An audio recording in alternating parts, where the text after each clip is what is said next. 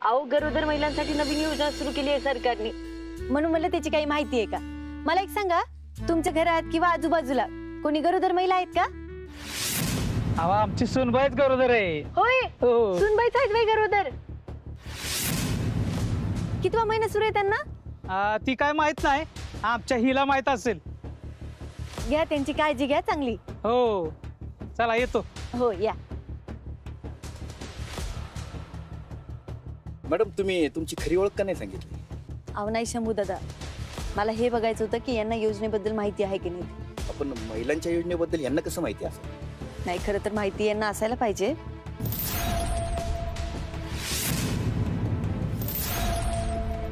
ठीक आहे, बायका घरात असतात ना, खरं तर या योजनेची माहिती त्या बायकांपर्यंत पोहोचली पाहिजे आणि त्यासाठी आपण त्यांच्या घरापर्यंत पोहोचलो पाहिजे. बघा चला या बसा.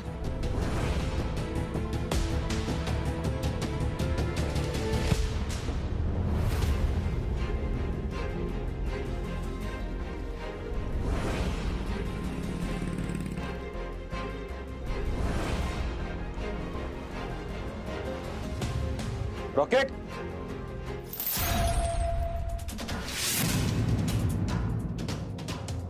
काहीतरी झोले. थांबे रॉकेट.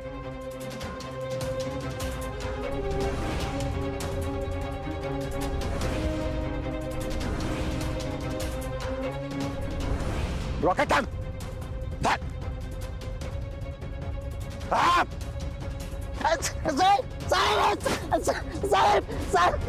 चुकलं माझं साहेब. साहेब साहेब चुकलं साहेब, माझं चुकलं. काय चुकलं? काय केलंय तू पळत का होता? हाय शपथ, म्हणजे यातलं काहीच माहित नाही याला. काय म्हणतोय मी? साहेब आजपर्यंत तुम्हाला काय कमी त्रास दिलाय वय? तुम्हाला त्या आप्पीला, आणि आप्पी तर आता कलेक्टर झाली. तिथं बसून उपरती झाली का तुला? अहो खरंच सांगतोय साहेब, मी रस्त्यावर बसून रडत का होता सांग? डोसकं फिरलंय माझं. अहो एका कामासाठी 5 वर्ष झालं झटतोय, तरी ते काम होईना. खरं खरं सांग, नाही तर कान पडेल धरून. मारायचं तुम्हाला, मला मारा, मारायचं, मारा. बस बस, एका जागी बस जरा. आणि तिथं काय करत होतो तू? आप्पी तिकडनीच गेली का? अहो साहेब खरंच यातलं मला काही बी माहित नाही. अहो मी घरी चाललो होतो, पण ते घरी जायचं म्हणलं ना की पोटातच गोळा येतो साहेब. का? त्या आई बापाचा चेहरा डोळ्यासमोर दिसतो ना, त्यात मला नोकरी बी नाही. 5 वर्ष झाला बापाच्या पेन्शन साठी झटतोय, पण ते पण काम होईना. पेन्शन? हा पेन्शन, त्यासाठीच एवढी मगजमारी करतोय साहेब. आधी त्या पृथ्वीच्या मागे हिंडलो, म्हणलं काम होईल, पण नाही झालं. नंतर तुमचा भाऊ, त्यांच्याकडून तरी काम होईल म्हणलं, पण नाही. जेव्हा कामाची वेळ आली ना, तेव्हा असं कुत्र्यासारखी लात मारली. कुत्र्याचं तरी बरं असतं हो साहेब, त्याला निदान बिस्किट टाकतात. मला असं बिस्किट दाखवतात आणि जवळ आलं ना असं छो म्हणतात. सतरंजी उचल्या उगाच नाही म्हणजे साहेब, मला आहेच मी सतरंजी उचल्या. माझी ना लायकीच नाही आहे साहेब सतरंजी उचलायची. तुम्ही जा साहेब, माझं मी बघतो, मला काय करायचं ते. तुम्ही जा. एक काम कर, तू माझ्या बरोबर चल. आप्पीकडे जाऊ आपण, तुझ्या वडिलांच्या पेन्शनचं काम होऊन जाईल. नाही साहेब, मी नाही येणार. मला माहिती तुम्ही लगेच जेलमध्ये टाकता मला. अरे बाबा, जेलमध्ये टाकताल? मी सस्पेंड आहे. कुठल्या जेलमध्ये टाकतोय? तुला मदत होईल म्हणून म्हणतोय मी. आता मीच आई बापाला घेऊन ये ना, हे गाव सोडून जाणार आहे साहेब. मला माहिती आहे माझ्या पेन्शनचं काहीच होणार नाही. मला पेन्शन काहीच नको. एवढे वर्ष घातले ना खेटे, पृथ्वीच्या दारात, आता सुजाच्या दारात. झालं का काय? म्हणून म्हणतो ना आप्पीकडे चल. तर काय होतं तुला? अहो साहेब 10 वर्ष झालं त्या ऑफिसला यार जरा मारतोय. आज ये उद्या ये, याच्याशिवाय दुसरं काही बोलतच नाही साहेब. सांगा ना, कुणावर विश्वास ठेवायचा आणि कुणाला दोष द्यायचा? रॉकेट, ह्याच्या आधी वरच्या खुर्चीवर बसलेला माणूस वेगळा होता, आता आप्पी आहे. फरक समजून घे तू. म्हणून म्हणतोय माझ्या बरोबर चल. तुझ्या बापाची कागदपत्र जर व्यवस्थित असतील ना, तर पेन्शनचं काम लगेच होऊन जाईल. तुम्हाला काय एवढा पुळका आलाय पण माझा? तुमच्यासाठी तर मी काहीच केलं नाही ना त्या आप्पीसाठी केलंय. उलट त्या आप्पी तर आता कलेक्टर झाली. आहे अजून असाच. बघ, तुझं कारण कळलं ना, म्हणून मदत करावीशी वाटते मला. म्हणजे रॉकेट, मी बी अशा कारणांसाठीच लाच घेत होतो रे. बापासाठी, बापूंसाठी. मी काय माझ्यासाठी पैसे घेत होतो का? बाप बघत नव्हता माझ्याकडे. डोळ्यात डोळे घालून एकदा बघितलं नाही बापाने माझ्याकडे. लाज वाटत होती मला माझी. आज घरी गेल्यावर तुझी काय अवस्था होत असेल कळत नसेल का मला? आईच्या प्रश्नांची उत्तर नसतील तुझ्याकडे हे मला कळतंय, म्हणून पोट तिडकीने बोलतोय मी, माझ्या बरोबर चल. खरंच आहे साहेब. घरी गेलं ना आईचा आणि त्या बापाचा चेहरा डोळ्यासमोर दिसतो. होते नव्हते सगळे पैसे त्या बहिणीच्या लग्नात खर्च केले. आता अन्न खायला माग आहेत साहेब, आम्ही अन्न खायला. कधी कधी ना घरचे झोपले ना मग घरात जातो साहेब मी, का तर नको त्यांच्या डोळ्यासमोर. म्हणून म्हणतोय भावा, ह्या काळात अजून रुतायच्या आधी ना माझ्या बरोबर चल. पेन्शनचं काम होईल, तुझं घर मार्गाला लागेल. नाही साहेब, वापिस मला जेलमध्ये टाकी. अरे नाही, मी बोलतो तिच्याशी. अहो पण अरे माझा विश्वास ठेव रॉकेट. आजपर्यंत सगळ्यांवर ठेवून झालाय ना, तुझ्या चांगल्यासाठी म्हणतोय. चल चल चल चल चल.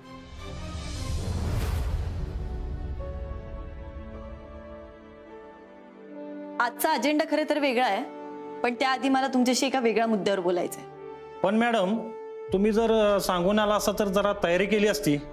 नाही नाही, मी मुद्दाम न सांगता आले. ठीक आहे मॅडम.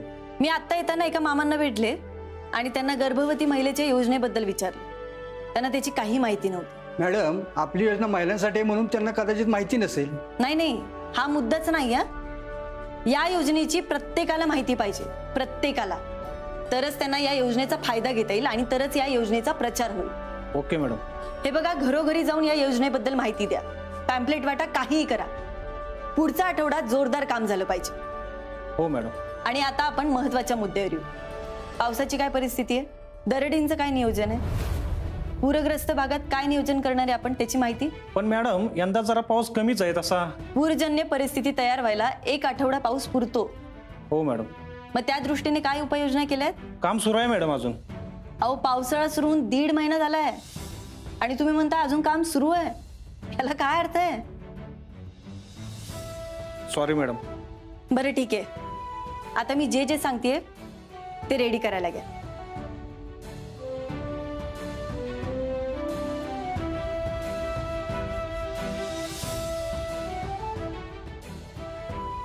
अशी उपाययोजना केली तर जीवितहानी अजिबातच होणार नाही. म्हणूनच म्हणते, आता कामाला लागा आणि जोर लावून काम करा. मला रोजच्या रोज रिपोर्ट आले पाहिजे. दरडीच्या संदर्भात आपण अजून एक मीटिंग घेऊ आणि तीही लवकरच घेऊ. हो मॅडम. या.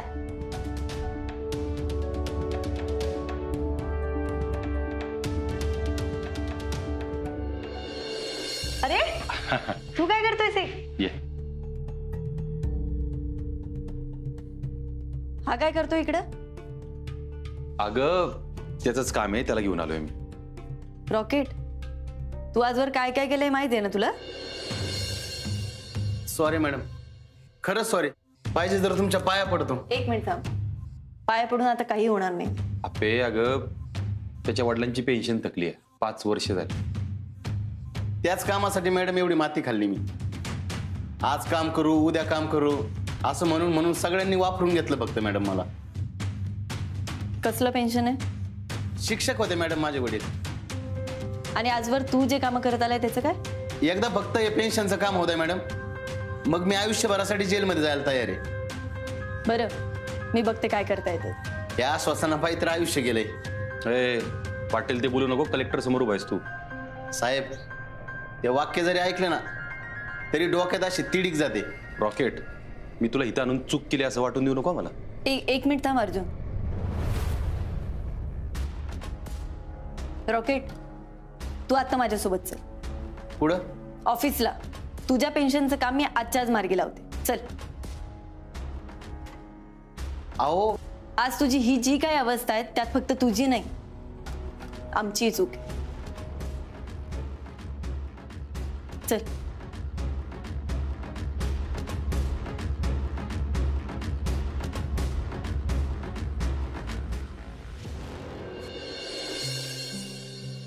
अर्जुन, अरे पण तू तिकडे का आलास? आपे मला भीती वाटत होती अगं. कसली भीती? अगं सकाळी शेतात झाडं लावत होतो, यश बाप्पू म्हणले अख्ख्या गावात चर्चा आहे, सुजा चिडलाय त्या झेंडावंदनच्या विषयावर. म्हणून तू लगेच तिकडे आलास? हा, मला तुला प्रत्यक्ष भेटून सांगायचं होतं की जरा काळजी घे स्वतःची आणि नको नडू थोडे दिवस मला. अर्जुन, रॉकेटला तू घेऊन आलास ना? अरे अवस्था बघ त्याची. अरे पेन्शन मिळालं नाही म्हणून काय काय नाही केलं त्यांनी. अर्जुन तुला सांगू का, या अशा लोकांना गुन्हेगारीकडे ढकलायला ना आपल्या सिस्टीम मधले लाचखोर अधिकारी जबाबदार आहे आणि त्यांच्यामुळे अख्खी सिस्टीम बदनाम होत. तू काय म्हणतेस ते कळतंय मला. अर्जुन हे बघ, तुझ्याकडे जी कारणं होती तशीच त्याच्याकडे कारण. हा म्हणूनच तर घेऊन आलो मी त्याला, त्याचा अर्जुन नको व्हायला म्हणून. तू विचार कर अर्जुन, त्याला जर वेळच्या वेळी पेन्शन मिळाली असती ना तर त्यांनी चांगल्या ठिकाणी जॉब केला असता, चांगली कामं केली असती, ना की नेत्यांच्या हाताखाली किंवा त्या संकल्पसारख्या भ्रष्ट अधिकाऱ्यांची हाजी केली असती. त्याला तर काय माहित पण नव्हतं माहिती का. तेच तर, म्हणूनच तर म्हणतेय मी. हा तू पण लगेच कुठं हे करून द्यायचं, झालं असतं ना सिस्टीम प्रमाणे. नाही नाही, त्याचा ना आधीच विश्वास उडाला आणि आता जर मी काम केलं ना तर किमान त्याचा विश्वास तरी बसेल. मॅडम, हा, त्या विभागाशी संपर्क झालाय आणि त्यांनी पेपरवर्कला सुरुवाती केली. ज्या काही फॉर्मॅलिटीज असतील त्या कम्प्लीट करा. हो मॅडम. आणि हो, त्या पेपर्सवर त्याच्या वडिलांची सही लागेल ना. हो मॅडम. त्याला बोलवा जरा. Yes madam.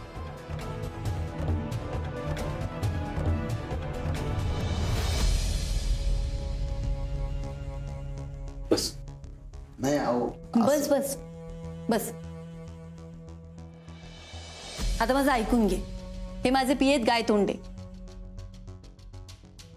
तुला कुठलीही मदत लागली तर बिंदास त्यांना सांग, ते तुला मदत करतील.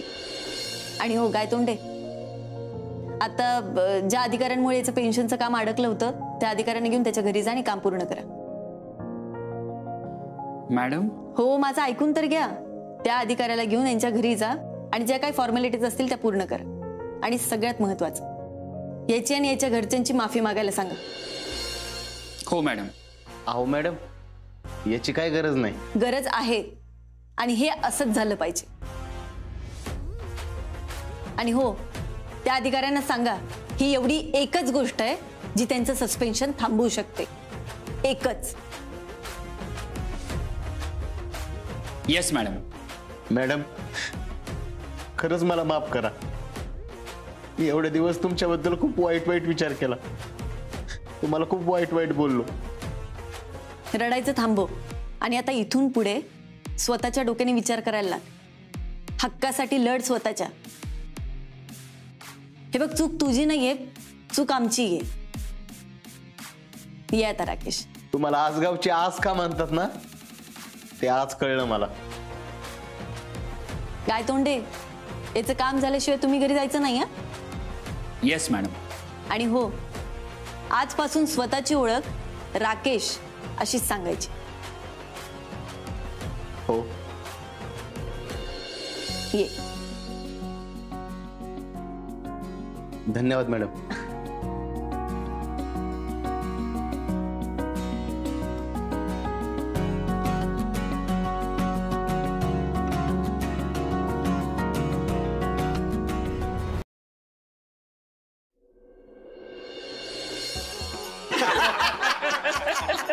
नाहीतर काय, अरे आमच्या वेळेला लग्न ना कुठल्या तरी शाळेत लागायचं आणि मंगलाष्टका म्हणायला आमचाच मास्तर.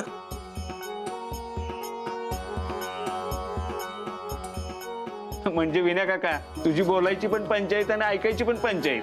नाहीतर काय, आमच्या पावसाळा असला ना तर बरोबर मांडवाच्या मधोमध नवरा नवरीच्या डोक्यावर असं टप टप टप टप पाणी. बाबा, खरंच? तेच तर. अगं आमच्या वेळेला ना तर आम्ही नवरा बायको दोघं बी ओले कच्च झालो होतो. अरे कदम, तुम्ही भिजला होता वय, बोला नाही कधी. आता कधी विषय निघाला नाही ना, त्यामुळे नाही बोललो. त्यावेळेला ना लग्न एकदम साध्या पद्धतीने लागायची. नुसतं शाक आणि बा झालं लग्न. आपण पाहुणे रावळे मात्र लय यायचे बरं का. विनय काका, तुझ्या लग्नात मी 3-4 वर्षाचा होतो ना. याची तर गोष्ट वेगळी. हा ना सारखा माझ्या कडेवरच असायचा. जरा लांब नेलं की रडायला लागायचा. हा, फक्त फेऱ्यांच्या वेळेला आईनं मला कडेवर घेतलेलं आहे ना. हा, नाहीतर काय, आता अख्ख्या मांडवात माझ्याच लग्नाला ह्यो माझ्या कडेवर. देवा, अहो पण ही मज्जाच झाली की. आपल्या लग्नाबद्दल तर बोलायलाच नको काय आपे. हा, तुमचं लग्न पिक्चर मध्ये असतं ना तसं लागलं होतं तुमचं लग्न. अर्जा, आप्पीला प्रपोज केलेलं सांग की तू. हा काय विषय केलं प्रपोज पण आप्पी नाही म्हणली होती त्यावेळी. एक मिनिट. एक तर तेव्हा माझं लग्न ठरलं होतं, पण खरं सांगू का, ते लग्न मोडणं माझ्या आयुष्यातली सगळ्यात बेस्ट गोष्ट होती. थांबा थांबा थांबा, हा जो प्रपोज काय विषय आहे ना तो मला डिटेल मध्ये सांगा. मी आप्पीला हवेत प्रपोज केलं होतं, हवेत. हवेत? हवेत म्हणजे? अहो आत्या, म्हणजे अर्जुन मला ते पॅराग्लायडिंगला घेऊन गेला होता. काय बघितलं का ताई, सांगितलं पण नाही. वहिनी, आपलं साधं काम असतंय का? ते झालं असं तुम्हाला सांगतो. त्या दिवशी मी सकाळी सकाळी केला त्याला फोन.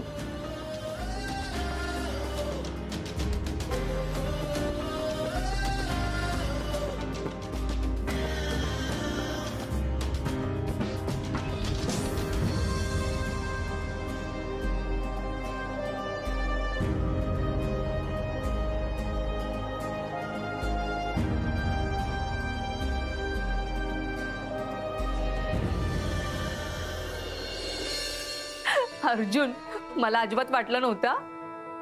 आत्या, मलाही नव्हतं वाटलं, पण आता बोलायला काही हरकत नाही. काय बोलायला? अर्जुन तसा आहे जरा रोमॅन्टिक.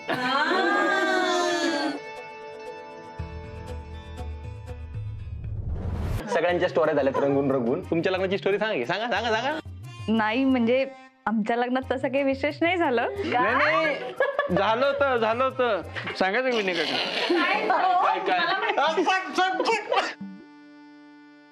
अरे अर्जुन, मी घोड्यावर बसायला गेलो आणि जोधपुरी फाटली.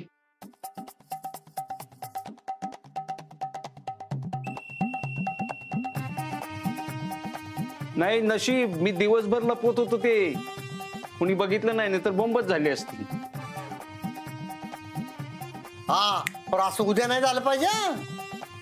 हा, उद्या दोघांनी मस्त पैकी भारी कपडे घाला. एक मिनिट. उद्या काय? अगं, उद्या आमच्या लग्नाला 15 वर्ष पूर्ण होतात.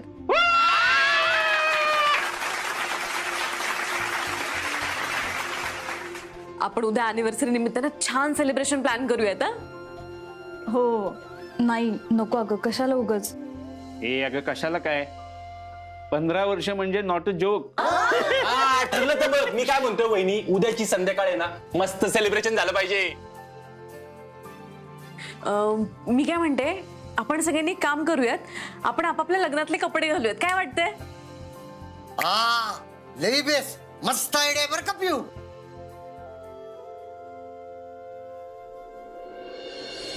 एक नंबर आयडिया वहिनी. काय दादा? नाही, माझे कपडे आता उसवून घालावे लागतील. तेव्हा मी बारीक होतो. सर, अहो मग करा की तेवढं, मज्जा येईल बघा.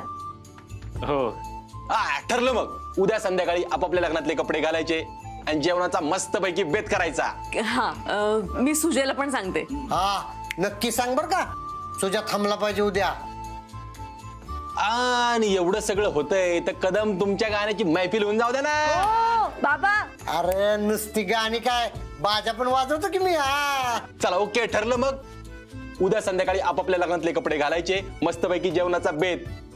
काय आप्पे, पिऊ वहिनी, रुपाली वहिनी,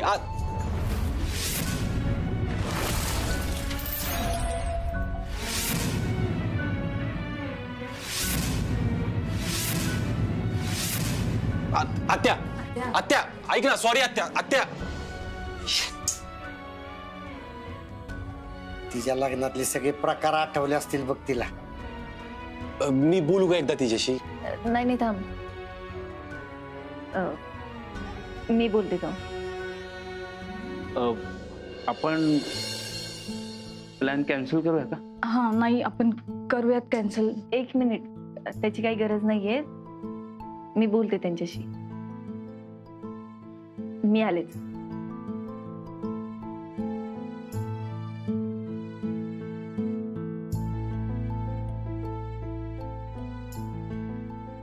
लग्नाचा विषय निघाला तेव्हापासूनच त्या गप्प गप्प होत्या. तिच्या मनावरची खपली निघाली असेल र.